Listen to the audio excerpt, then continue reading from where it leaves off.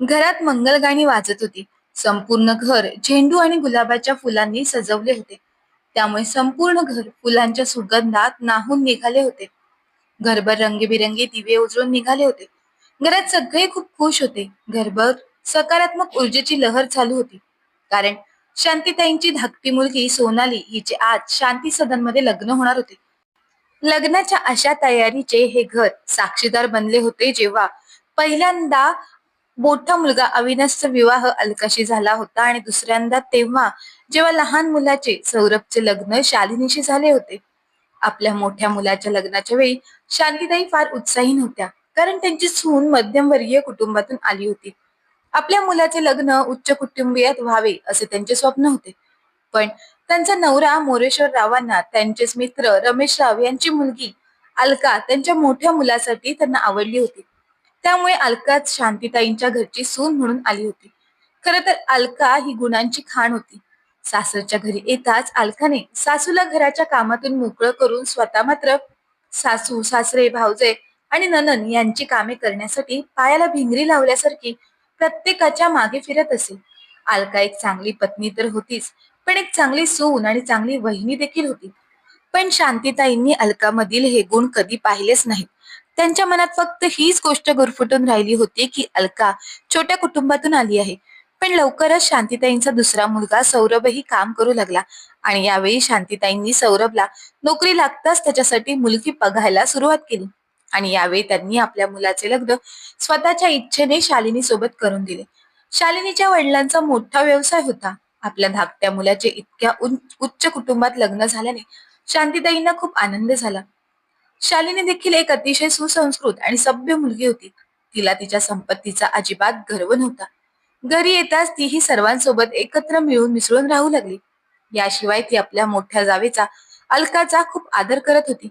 मात्र सुरुवातीपासूनच शांतीताईंनी तिच्या मनात बिंबवायला सुरुवात केली होती की तुझी मोठी जाऊबाई गरीब कुटुंबातून आली आहे, त्यामुळे तुला तिला घाबरून राहण्याची गरज नाही.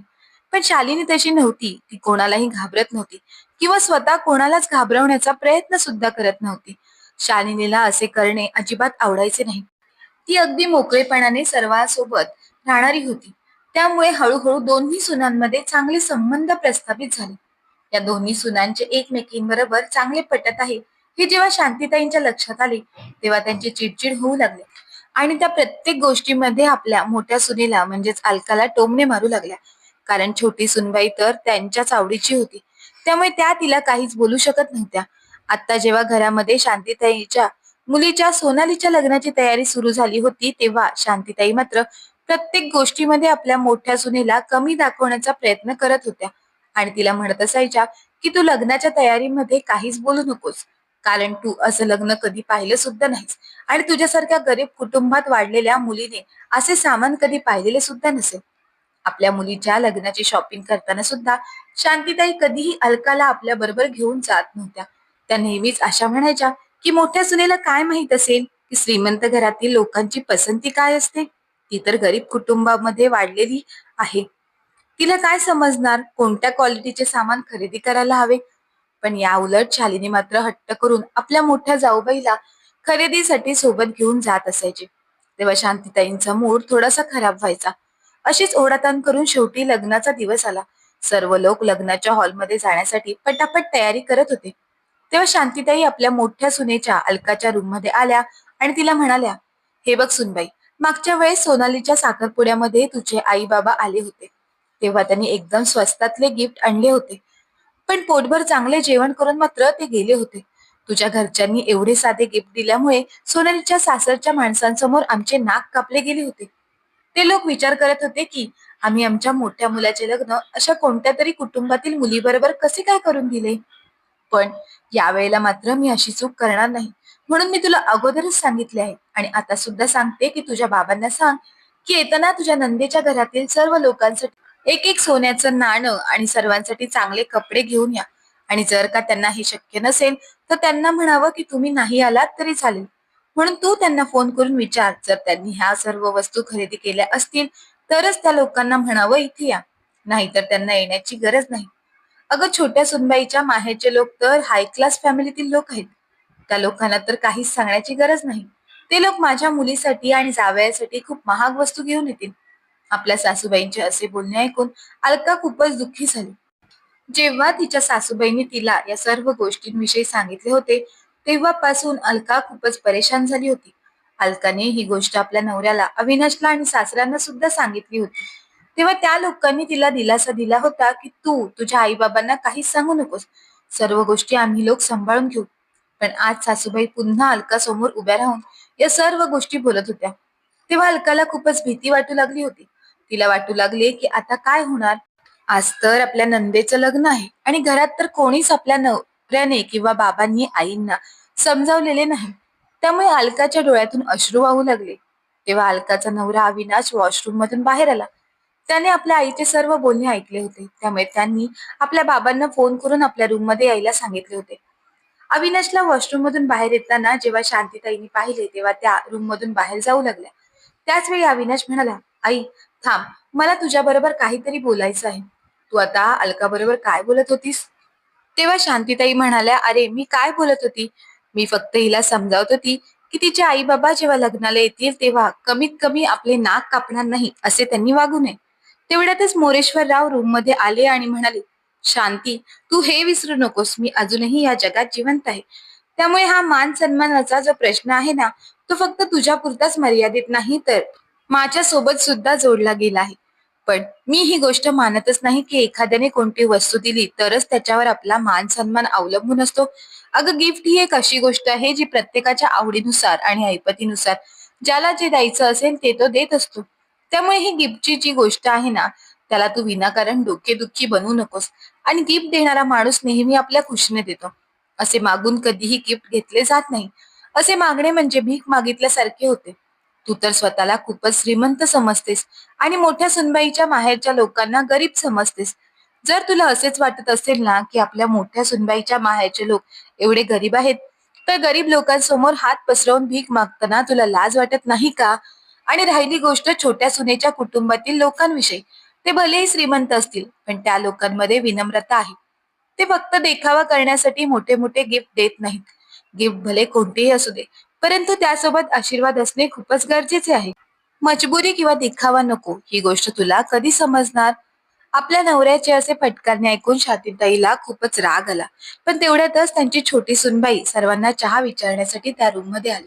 त्यामुळे शालिनीने सुद्धा सर्व गोष्टी ऐकल्या होत्या. सर्व ऐकून शालिनीच्या डोळ्यात सुद्धा पाणी आले होते. म्हणून ती अश्रू भरल्या डोळ्यांनी म्हणाली, आई, मी सुरुवातीपासूनच पाहत आली आहे की तुम्ही हलका वहिनींना त्यांच्या माहेरचे नाव घेऊन नेहमीच कमी लेखण्याचा प्रयत्न करता.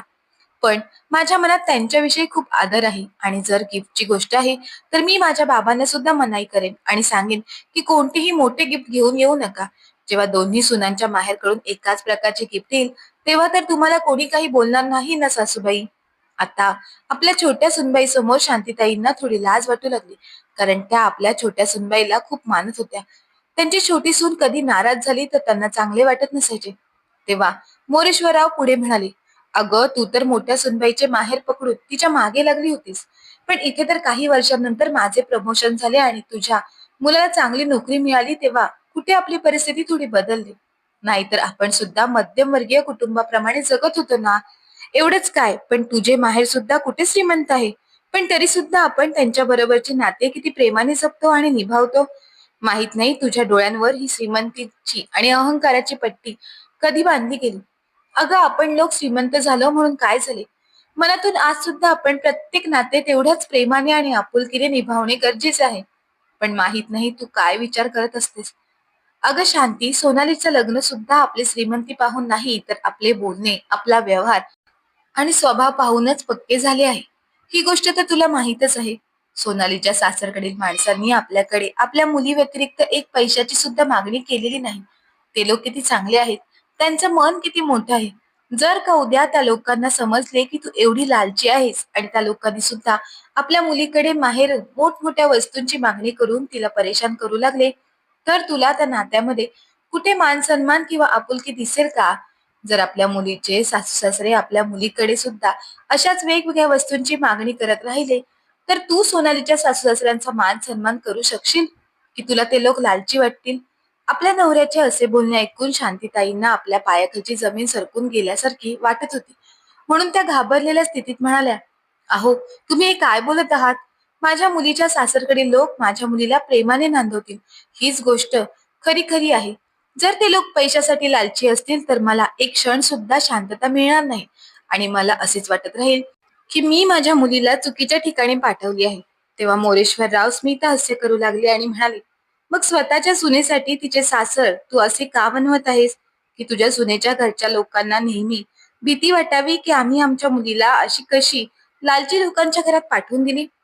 त्यावर शांतीताई लगेच म्हणाल्या, "मी लालची नाही आणि माझी मुले सुद्धा लालची नाही." तेव्हा मोरेश्वरराव म्हणाले, "मग उगाचच तू गिफ्टची मागणी करून त्यांच्या नजरेत लालची बनण्याचा का प्रयत्न करत आहेस?" आपल्या नवऱ्याचे असे बोलणे ऐकून शांतीताईंनी आपली मान खाली झुकवली. मग त्या डोळ्यात पाणी आणत म्हणाल्या, "मला माफ करा. श्रीमंतीच्या अहंकारात येऊन मी नेहमीच माझ्या मोठ्या सुनबाईचा अपमान करत आले. पण आज तुम्ही माझे डोळे उघडले आहात. ज्या प्रकारे मी माझ्या मोठ्या सुनबाई बरोबर चुकीचे वागले आहे, त्या प्रकारे माझ्या मुलीबरोबर कोणीही वागू नये. जर असं घडलंच तर मी ते अजिबात सहन करणार नाही." असं बोलतच शांतीताई रडू लागल्या. तेव्हा त्यांच्या दोन्ही सुना पुढे येऊन त्यांना आधार देतात. आज खऱ्या अर्थाने शांतीताईंना समजले होते की सुनेच्या माहेरून दिलेल्या वस्तूंनी नाही तर सुनेला दिले गेलेल्या संस्कारातूनच कुटुंब बनते. आज त्यांना समजले होते की आपल्या दोन्ही सुना खूपच लायक आणि संस्कारी आहेत. त्यामुळे शांतीताईंनी आपल्या दोन्ही सुनांना आता घट्ट मिठी मारली. तर मित्रांनो, शांतीताईंना आता त्यांच्या चुकीची जाणीव झाली होती. पण काही लोक एवढे लालची असतात की ते आयुष्यभर आपल्या सुनेच्या माहेरून काही मिळेल का यासाठी त्यांच्यावर दबाव टाकत असतात. पण असे करणे खूपच चुकीचं आहे. मित्र आणि मैत्रिणींनो, याविषयी आपला काय विचार आहे ते कमेंट बॉक्समध्ये कमेंट करून आम्हाला नक्की कळवा. आणि जर का तुम्हाला ही कथा आवडली असेल तर कथेला लाईक करा, शेअर करा आणि अशाच नवनवीन कथा ऐकण्यासाठी अजूनही आपला माणूस या चॅनलला सबस्क्राईब केलं नसेल तर मात्र सबस्क्राईब करायला विसरू नका. भेटूया अशाच नवीन कथांसोबत. धन्यवाद.